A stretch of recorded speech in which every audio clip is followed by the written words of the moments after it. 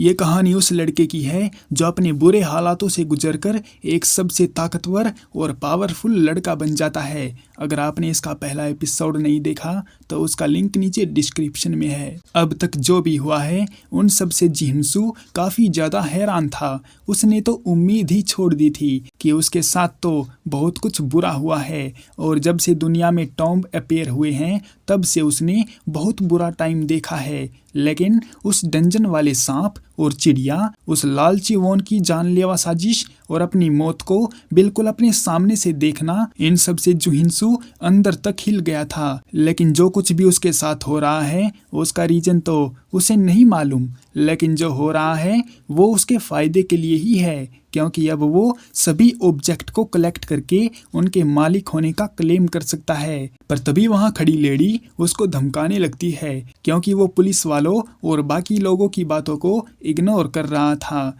ये लेडी उस लड़के की माँ है जिसके साथ जुहिंसू ने मारपीट की थी। उसका कहना है कि अगर ज़्यादा मारपीट करने से उसके बेटे के हाथ पैर टूट गए होते तो इसका जिम्मेदार कौन होता। इसलिए वो लेडी चाहती है कि या तो जुहिंसू सेटलमेंट के पैसे भर दे या फिर वो खाली पीली जेल में चला जाए। जुहिंसू जब उनकी बातों पर ध्यान देता है तो वो कहता है कि उसे अभी भी याद है कि उस लड़के ने पहले उसको छेड़ा था और वो उसे परेशान करने से बाज नहीं आ रहा था। इसलिए जुहिंसू ने तो बस उसे थोड़ा धक्का दे दिया था, और इसी बात का बतंगर बनाकर लड़का उसको पुलिस स्टेशन में ले आया। फिलहाल जुहिंसू के पास पैसे नहीं हैं और उसे याद है कि पिछली बार उसने अपने घुटनों पर बैठकर उस लेडी से विनती की थी कि वो कोई बीच का रास्ता निकाल ले, लेकिन वो लेडी नहीं मानती। तो जुहिंसू अपने आगे के काम का प्लान बनाते हुए सोचने लगता है कि वो उन ऑब्जेक्ट को निकालेगा कैसे,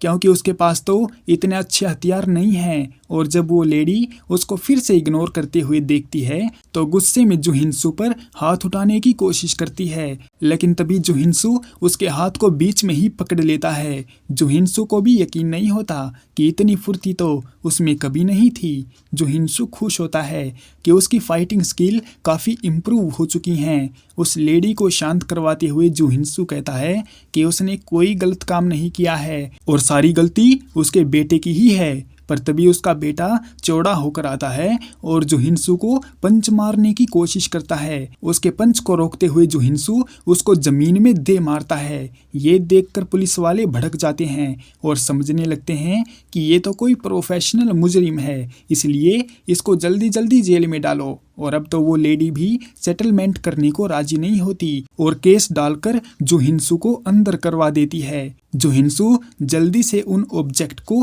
कलेक्ट करना चाहता है, नहीं तो दुनिया में वही कानून बन जाएगा और ये हाथ आया मौका फिर से निकल जाएगा। लेकिन एक बात जुहिंसू को अच्छी लगी कि अब वो फाइट कर सकता है।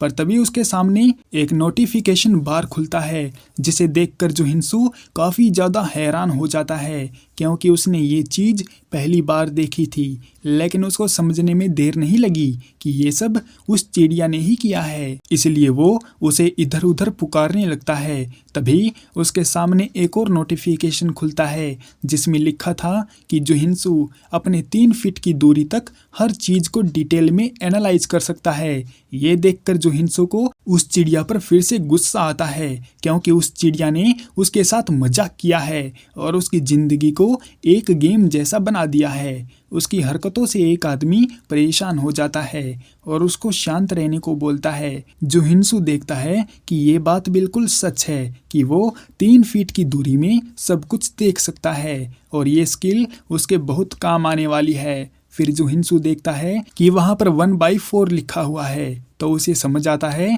कि वो गेम के दिए टास्क पूरे करके अपनी स्किल को इम्प्रूव कर सकता है। अब ये तो खुशी की बात है, क्योंकि अगर ऐसे ही उसकी ताकत इंक्रीज होती रही तो जुहिंसू को उस आर्कियोलॉजिस्ट ऑब्जेक्ट की ज़रूरत ही नहीं पड़ेगी। लेकिन उसे ये बात समझ नहीं आती कि उस चिड़िया ने उसकी मदद क्यों की, क्योंकि आमतौर पर तो कोई भी रिलाइक किसी भी इंसान की मदद नहीं करता। पर तभी वहाँ पर उसका बड़ा भाई जियोनवू किम आता है और उसकी बेल करवा देता है। वैसे ये बंदा सच में जुहिंसू का भाई नहीं है, बल्कि जब जुहिंसू आवारा घूम रहा था तो किम ने जुहिनसू को अपने पास रख लिया और एक छोटे भाई जैसा प्यार किया।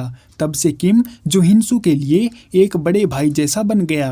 रिलाइक वाली बात को कंफर्म करने के लिए जुहिनसू पूछता है कि क्या हाल फिलहाल में कोई सुपरनेचुरल पावर का कोई मामला सामने आया है, लेकिन किम साफ मना कर देता है। इसके बाद किम जुहिनसू को घर भेज देता है और अपने काम पर चला जाता है। जुहिनसू सोचने लगता है कि अब तो कोई ऑब्जेक्ट सामने आ गया होगा, तो उसने अभी तक कोई बड़ा मामला क्रिएट नहीं किया है और ना ही फिलहाल कोई ऑब्जेक्ट यूजर सामने आया है। तो यही टाइम जुहिनसू के लिए सबसे बेस्ट है। कैलकुलेशन के हिसाब से अब ज़्यादा ऑब्जेक्ट अमेरिका या यूरोप में ही निकले होंगे, लेकिन वहां तक जाने के लिए जुहिनसू के पास पैसे नहीं है और उनका जुगाड़ कैसे करना है। इन्हीं सब बातों को सोचते हुए जुहिनसू रास्ते से जा रहा था तो वहां पर उसके सीनियर आते हैं जहां पर जुहिनसू काम करता है। वो बंदे लोग बहुत ज्यादा हरामी थे और जुहिनसू को जूनियर समझकर उसे परेशान करने आए थे। तो जुहिनसू